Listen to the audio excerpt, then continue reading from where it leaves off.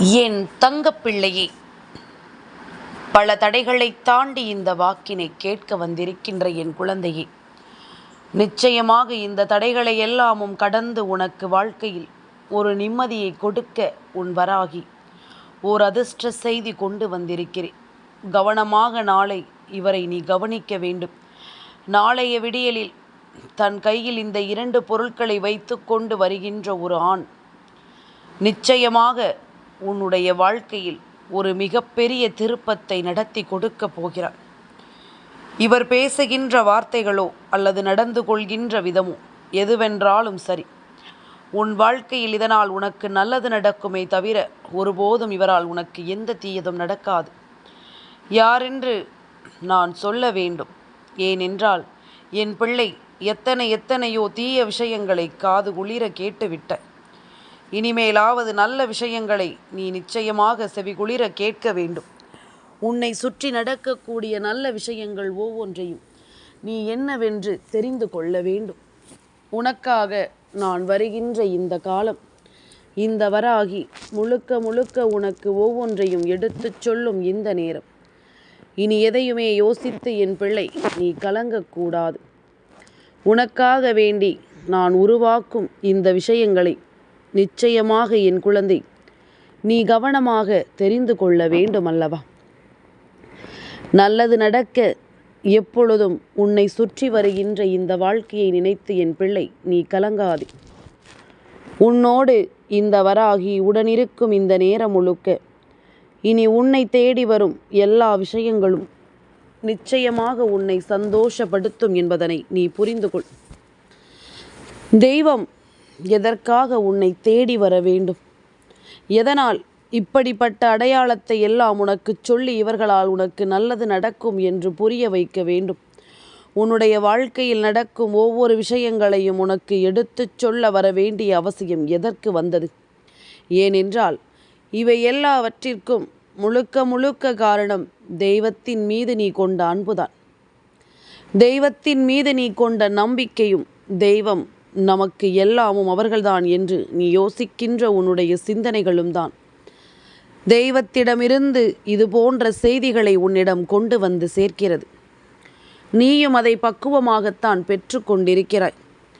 குள்ளமான உருவம் கொண்ட ஒரு ஆண் நிச்சயமாக நாளை உன் வாழ்க்கையில் ஒரு மிகப்பெரிய திருப்பத்தை நடத்தப் போகிறார் என்று சொல்லும் பொழுது அதை என் பிள்ளை நீ சரியாக புரிந்து கொள்ள வேண்டும். எதையும் சரியான நேரத்தில் நீ தெரிந்து கொள்ள வேண்டும். இந்த வாழ்க்கையானது உனக்கு என்ன தர நினைக்கிறது, எந்த விஷயத்தை கொடுக்க எண்ணுகிறது என்பதனை எல்லாமும் என் குழந்தை நீ முழுக்க தெளிவோடு தெரிந்து கொள். ஏதோ ஒரு விஷயத்தில் நான் தினம் இப்படி சொல்லிக் கொண்டிருக்கிறேன் அல்லவா? ஏதோ ஒரு புள்ளியில் சட்டென்று ஒரு மாற்றத்தை நீ அடைந்து விடுவாய்.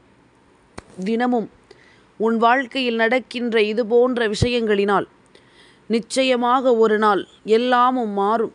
அது திடீரென்று ஒரு நாள் நடக்கும். அது எந்த நாள் என்று நீ தெரியாமல் விட்டுவிடக்கூடாதல்லவா? அதனால்தான் உன் தாயானவள் உன்னிடத்தில் வந்து இந்த விஷயத்தை நான் சொல்ல நினைக்கின்றேன். எது நடந்தாலும் உனக்கு வேண்டியது போல ஒவ்வொன்றும் இந்த வாழ்க்கையை ஆனந்தமாக நடத்தி கொடுக்கும் என்பதனை நீ மறந்து விடாதே. பெருமகிழ்ச்சியோடு இந்த வாழ்க்கையை உனக்கு எல்லா விஷயங்களும் சரியாகவே சொல்லிக் கொடுக்கும் என்பதனையும் நீ மறந்து விடாதே. எந்த நேரமும் என் குழந்தை நீ இழந்ததை எல்லாமும் நினைத்து கலங்கிக் கொண்டிருக்காமல் உனக்கு நடக்கக்கூடிய விஷயங்கள் ஒவ்வொன்றையும் முதலில் நீ சரியாக புரிந்து கொள். உனக்கென்று இந்த வராகி நான் சொல்லித்தரும் விஷயங்கள் ஒவ்வொன்றையும் நீ எப்பொழுதும் கவனமாக புரிந்து நடந்து கொள்ள வேண்டும். நான் உன்னை இதுபோன்ற சூழ்நிலைகளிலிருந்து மீட்டெடுக்க போராடுபவள். என் பிள்ளையை தனித்து போராடச் சொல்லிவிட்டு வேடிக்கை பார்ப்பவள் உன் அம்மா நான் அல்ல. ஆரம்பத்தில் உன்னை கைகொடுத்து தூக்கிவிட்டவள் நான் தானே. இப்பொழுதும் என் பிள்ளை யாருடைய உதவியையும் தேடக்கூடாது என்பதற்காக உன்னை நான் தனித்து விட்டிருக்கிறேனே தவிர வேறு எந்த ஒரு விஷயமும் கிடையாது. என் குழந்தையே, எப்பொழுது என்ன நடக்கும் என்று சொல்லி வருந்துவதை விட நடக்கக்கூடிய நல்ல விஷயத்தை புரிந்து கொள். ஒருவரிடமிருந்து ஒரு உதவி உனக்கு கிடைக்கும் என்றால் அந்த உதவியை காரணம் கொண்டும் என் பிள்ளை நீ விட்டுவிடக்கூடாது. அந்த உதவியை எந்த சூழ்நிலையிலும் நீ தவிர்த்து விடக்கூடாது. இது மேலும் மேலும் உனக்கு கொடுக்க வேண்டிய ஆச்சரியத்தை கொடுக்காமல் போகாது என்பதுதான் உண்மை. உனக்கு தரக்கூடிய நம்பிக்கையை கொடுக்காமல் போகாது என்பதுதான் உண்மை.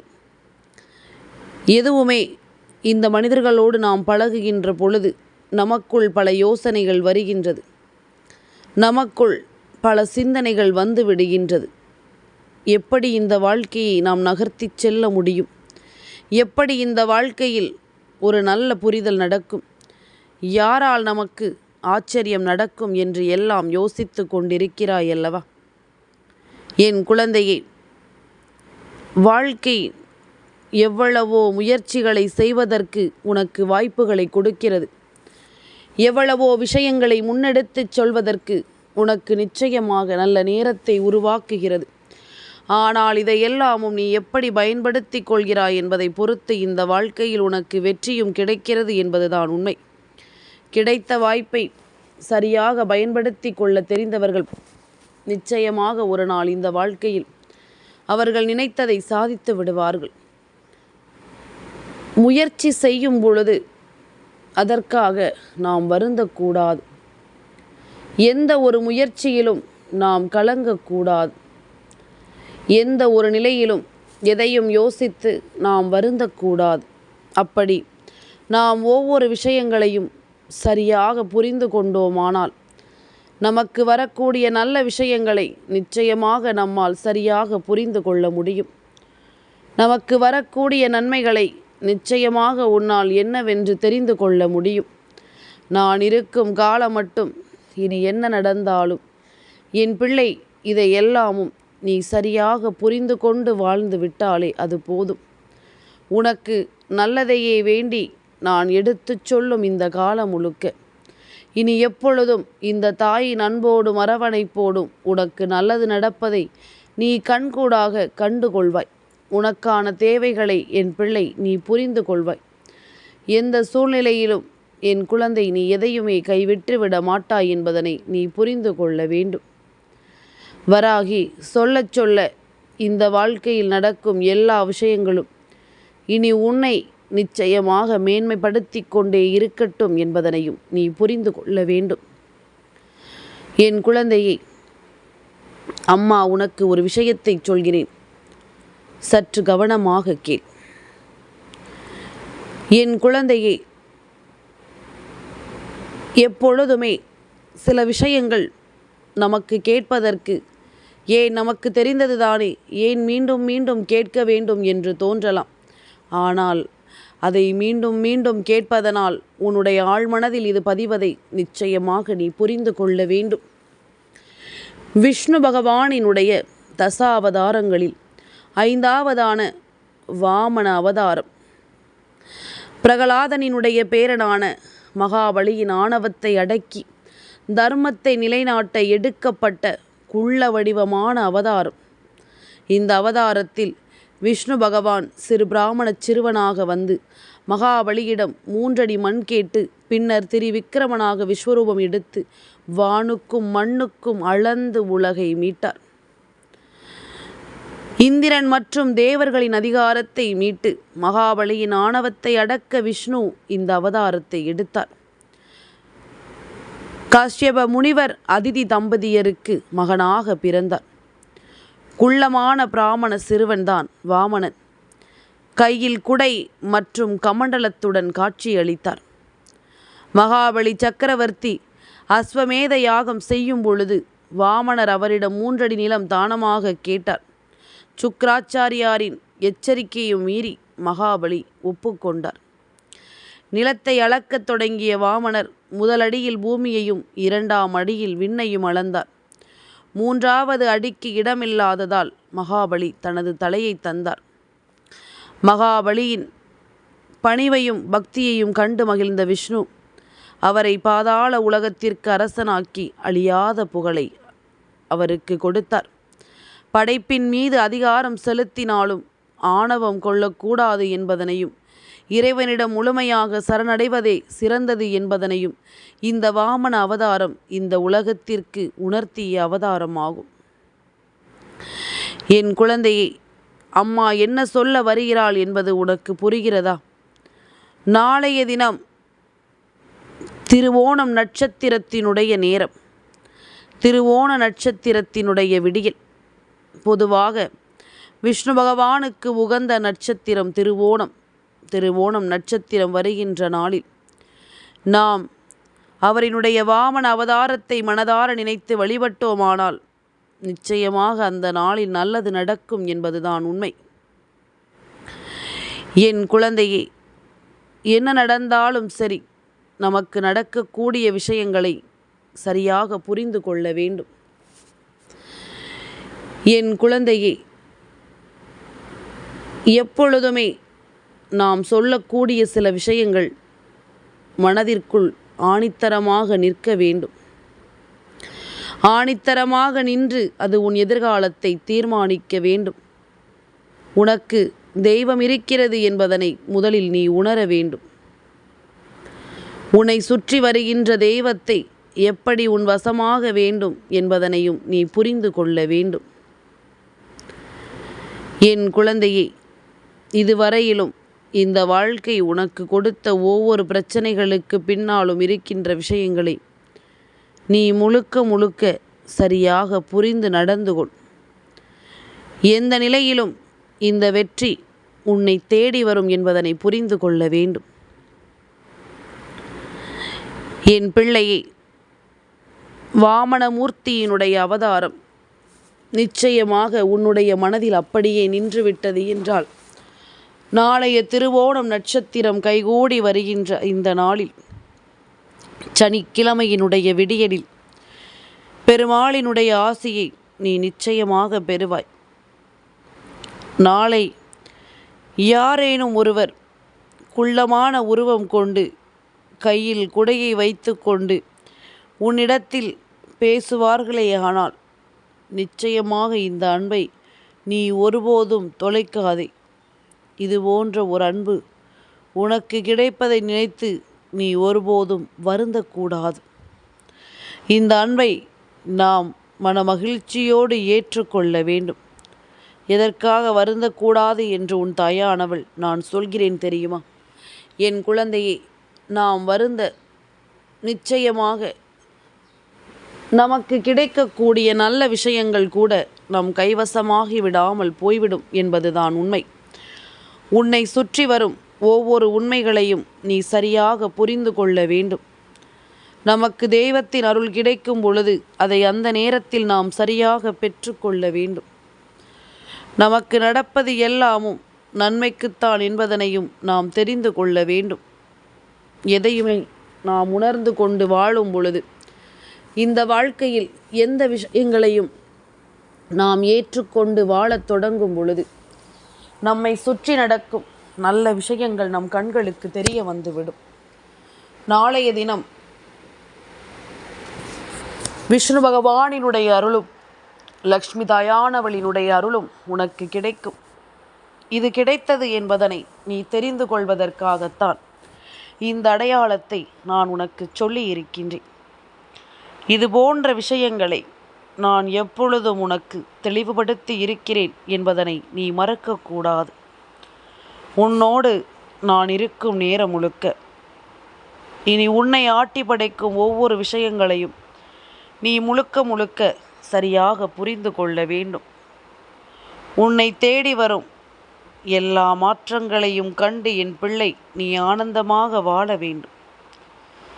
இந்த வராகி நான் இருந்து உன்னை சுற்றி வந்து உன்னை ஆட்டி படைக்கும் ஒவ்வொரு நேரங்களையும் நினைத்து இனிமேல் கலங்காமல் உன்னை தேடி நான் கொடுக்கக்கூடிய அத்தனை விஷயங்களையும் என் பிள்ளை நீ முழுக்க முழுக்க சரியாக புரிந்து நடந்து கொள். வராகி சொல்வது சிலருக்கு வேடிக்கையாக இருக்கலாம். கையில் குடையோடும் கமண்டலத்தையும் வைத்துக்கொண்டு யார் வருவார்கள் என்று நீ கேட்கலாம். ஏன் என் குழந்தையே, இது போன்று ஒருவர் வந்துவிட்டால் வேண்டாம் என்று சொல்லிவிடுவாயா என்ன? என் தங்கமே, கையில் குடை கொண்டு அல்லது கையில் கம்பை வைத்துக்கொண்டு யாரேனும் வருகிறார் என்றால் நாளைய தினம் விஷ்ணு பகவானினுடைய அருள் உனக்கு கிடைத்ததை உணரலாம். சரி, அது போகட்டும்.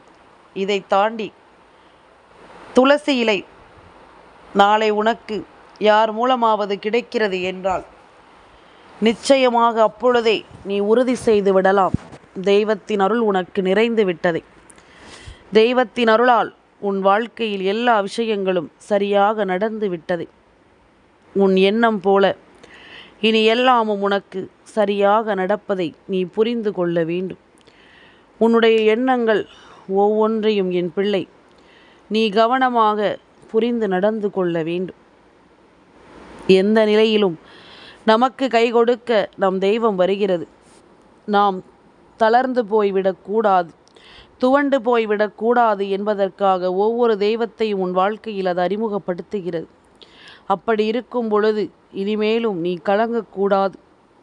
ஏதாவது ஒரு வகையில் எப்பொழுதும் உன்னை சுற்றி தெய்வத்தின் வார்த்தைகள் வந்து கொண்டிருக்கும்படி ஒரு சூழ்நிலையை நீ உருவாக்கி வைத்திருக்க வேண்டும். அப்பொழுது எந்த எதிர்மறையான விஷயங்களும் உன்னை நெருங்காது. எந்த ஒரு எதிர்மறையான சிந்தனைகளும் இந்த வாழ்க்கையில் உன்னை நெருங்கி விடாது. உனக்குள் நல்லது நடக்க இந்த வாழ்க்கை அத்தனை விஷயங்களையும் நடத்தி கொடுக்கும் என்பதனையும் நீ மறந்து விடாது. இந்த நேரம் இனி உனக்காக தரக்கூடிய எல்லா விஷயங்களையும் நீ கவனமாக புரிந்து கொள். உன்னோடு நான் இருக்கும் இந்த காலம் முழுக்க என் பிள்ளை நீ எல்லா விஷயங்களையும் நீ சரிவர தெரிந்து புரிந்து நடந்து கொள். நம்பிக்கையோடு நாம் நடக்கும் எல்லா விஷயங்களிலும் இனி நல்லதே நடக்கும் என்பதனை நிச்சயமாக நீ தெரிந்து கொள்வாய். உனக்கு வேண்டியது போல இந்த வாழ்க்கையிலும் தெய்வத்தின் அருளால் எல்லாமும் சரியாகவே நடக்கும் என்பதனையும் நீ நிச்சயமாக புரிந்து நடந்து கொள்வாய் என்பதனை நீ மறந்து விடாதே. இந்த வாழ்க்கை இது போன்ற ஒரு நிகழ்வை இனி உனக்கு நிச்சயமாக நடத்தி தரும் என்பதனை நீ மறந்து விடாதே. நிச்சயமான ஒரு மாற்றத்தை கொண்டு இந்த வாழ்க்கை இனி உன்னை நன்மதிப்போடு வாழ வைக்கும் என்பதனையும் நீ மறந்து விடாதே. எல்லாமுமாக உனக்கென நான் இருக்கின்ற இந்த காலம் முழுக்க இனி எப்பொழுதும் உனக்கு நடக்கக்கூடிய நல்ல விஷயங்கள் உன்னை வாழ வைக்கும் என்பதனை புரிந்து கொள். உனக்கு நடக்கக்கூடிய ஒவ்வொரு அதிர்ஷ்டங்களும் உன்னை நம்பிக்கையோடு வாழ வைக்கும் என்பதனை நீ புரிந்து கொள். நான் உனக்கே என்று ஒவ்வொன்றையும் உருவாக்கி கொடுக்கும் இந்த காலம் இனி முழுக்க முழுக்க உன்னுடைய தேவைகளை சரியாக உருவாக்கும் என்பதனை நீ புரிந்து கொள். உன் முன்னால் நின்று நான் எடுத்துச் சொல்லும் அத்தனை விஷயங்களையும் இனி என் பிள்ளை நீ கவனத்தில் கொண்டாலே அது போதும். எதற்கும் பதறாமல் இரு. நீ நினைத்தால் இங்கு அத்தனை அதிசயங்களும் உனக்கு நடக்கும் என்பதனை நீ நிச்சயமாக புரிந்து கொள்வாய். தேவையில்லாத எந்த ஒரு விஷயங்களையும் நினைத்து என் பிள்ளை இனி ஒருபோதும் நீ கலங்க மாட்டாய் என்பதனை புரிந்து நடந்து கொள்.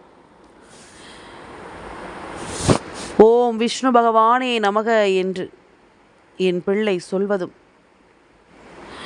எப்பொழுதும் கோவிந்தா என்று கோஷமிடுவதும் நிச்சயமாக அவரின் அருளை உன் வசமாக்கி கொண்டு வந்து விடும் அல்லவா. ஓம் நமோ நாராயணாய நமக என்று என் பிள்ளை சொல்கின்ற அந்த வார்த்தைகளில் அவரினுடைய அருள் உன்னை உண்மையாக தேடி வந்துவிடும் என்பதனையும் நீ மறக்கக்கூடாது. நல்லது வேண்டி நீ எதிர்பார்க்கும் இந்த காலம் இனி உனக்கு நிச்சயமான சந்தோஷத்தை உறுதிப்படுத்தி கொடுக்கும் என்பதனை மறக்காதே. இந்த தெய்வம் உன் முன்னால் வந்து நிற்பது இனி உனக்குள் நல்ல மாற்றங்களை கொடுக்கும் என்பதனை நீ புரிந்து கொள். எதிலும் உனக்கு வெற்றி கிடைக்கும் என்பதனையும் நீ தெரிந்து கொள்வாய். இந்த சூழ்நிலைகள் ஒவ்வொன்றிலும் உனக்குள் கிடைக்கும் நல்ல மாற்றங்களை நீ எப்பொழுதும் சரிவர தெரிந்து கொள்வாய் என்பதனை நீ மறக்காதே.